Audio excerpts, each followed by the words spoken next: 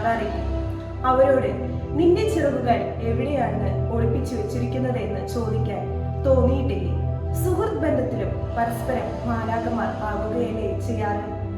മറ്റൊരാളുടെ പാദം കണ്ണിൽ തട്ടാതിരിക്കാൻ തന്നാലാകുന്നത് എന്തെങ്കിലും ചെയ്യാൻ ശ്രമിക്കുന്നവർക്കൊക്കെ ദൈവദൂതന്റെ മുഖസാദൃശ്യം ഉണ്ടെന്നറിയുക.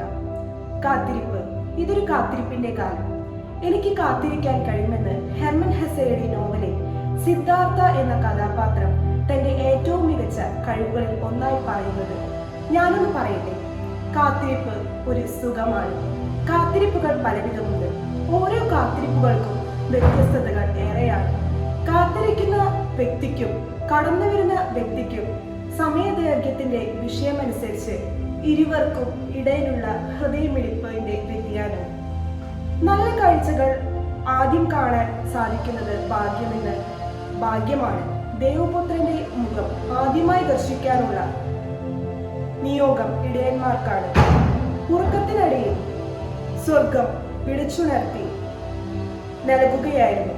എന്നാൽ പണ്ഡിതന്മാർക്കാകട്ടെ അവന്റെ അടുത്തെത്താൻ ഏറെ നാളത്തെ ക്ലേശകരമായ സഞ്ചാരം വേണ്ടിവരുന്നു, അന്നും ഇന്നും.